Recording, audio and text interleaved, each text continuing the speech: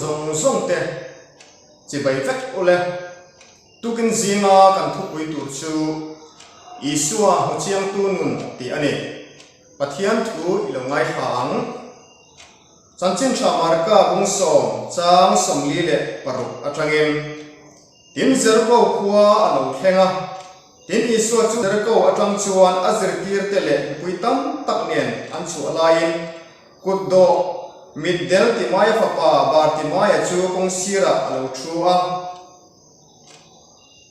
tin Nazareth Isu ani ti akhiat vele Isu Davida fapa mi khoi ro tin a auta a tin mitam takin moi turin an hawa nima selani chu Davida fapa mi khoi ro tin a auzuan sava tin Isu chu adinga an ama chu an ko te u ati a tin middel chu an kova anena chuan hamuang takin omla thoro akowache atia tin ani chuan akwan apaya azuang thova Isua hena chuan akalta a tin Isua ama chu alopia ichunga engtia kati nge idu atia tin middel chuan hena raboni muthei kadu atia tin Isua hena kaltoro irin na idam puye atia athu kan share te kan zatan lal pan mal ni som sakro se amen ole hlai thu kan share tang hian middle bar ti maya chu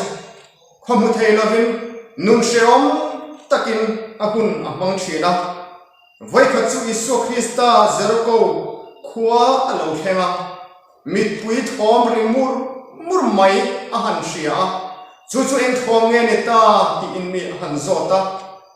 at muthei boxi lova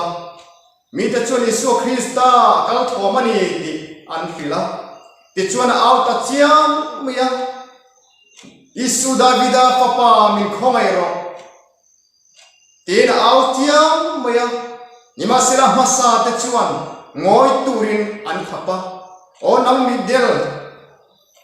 keini mi varle ami thazo mai na kan khoi chana kan biak chan lo lai nang middel lo ngoi hle ne la lo hle ne ro te potin an haw mai thei ni tro an haw atini nima sira barti mai chu angoi du reng lova Isu Krista kha a auzual savani ti kan huni le ari shia mu thei lo hi thil reom tak ania vai khachu kan online video hi kan entry na a en man hi chenga antia kan venga hian putan puya hian aneya ama chau hi video nei chun ani sia ma se no pang kan ni sia chenga nei reng kha harsa zantin en kan du thin sia vai khachu en na tur paisa kan nei box si lo en turin kan kalve ringot kan lu a phal box si lo va achunga chuan movie munom em mai lar em mai van dem chan na te han playa aridu tu maya an swal ri te chu aring em maya ma se kan lut he box si lo kan en cha em maya lu kan dil thina kong khar kan ki ma se lu na man tu paisa kan nei si lo kan ril ru chu aza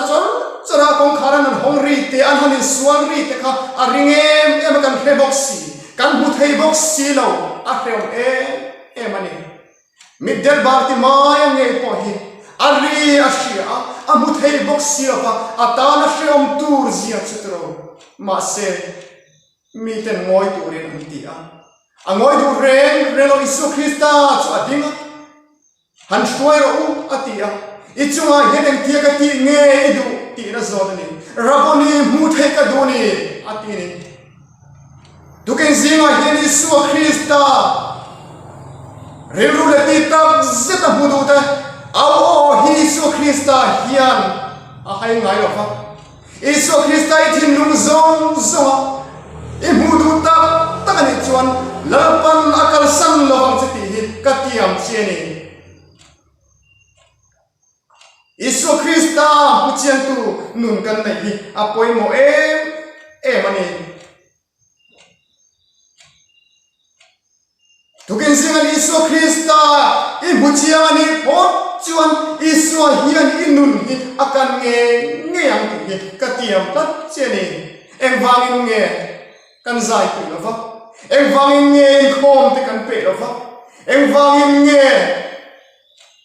pathian rongbo te kan chak tak lo le Isu Krista ari chu hia mi soi te poi fathina mi Isu Krista in mangai ni ti ifia ma sia mangai na tak ila hu chiang lo ani mai lo mo tukin zinga hi kaninian fia abahan poi mo tak em midel balti mai khana ri afia ma se Isu Krista mu te lo vani ari shetu Isu Krista tharawa mutu ni silo kan niang ti hi abahan na om tak em tro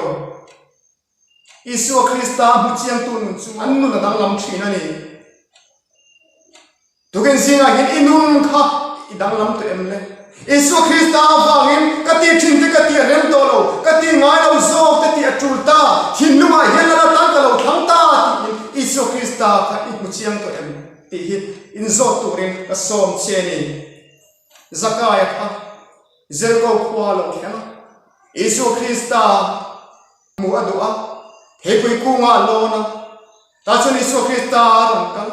hepui kung zona khan ading cha maya amam katiko mai Zakaya lo chukro voina ina ka heng dona ni yatini engwangi Isu Krista Zakaya ya ko mai ahian ngai poni lo mai thai mase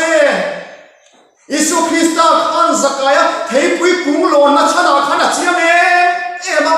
Isu Krista khan Zakaya khan muduni ti kha achiang emani ta chon le Zakaya na chon Isu Krista chu hengta ti chuan an luta Zakaya chu dinga Zakaya sai te enge testimony enge sai du atilo Zakaya chu dinga ti lalpa Tulaka palo hebruila alelin karuna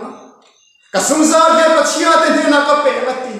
Krista buchiang tak tunun sumo annuna thil swati te an sim china rombona tur atan an sumle pani se an thale zungni se annei ro sum te ko win lawani tuken zinga hian Isu Krista buchiang tu tak nun dang lam hi khovel hian ma mota Isu Krista rishe rimota Isu Krista tu rimot nilovin Isu Krista buchiang tak nu thara buchiang tu nun dang lam hi kan khovel hian amamo tak setani hi kan riat ratan kadu emani Calvary cross Isu Krista rom sipain anak anchun antro anun kha dang lamani tro Kristani te buchiang maya anun kha dang lamani unau te u tuken zinga hen Isu Krista hi tharawin dik takin i muchiang tem ti in chula Krista kan muchiang hi ahun tak setani lalpan na khu kan tirek te kan zatan mal min som saklo se amen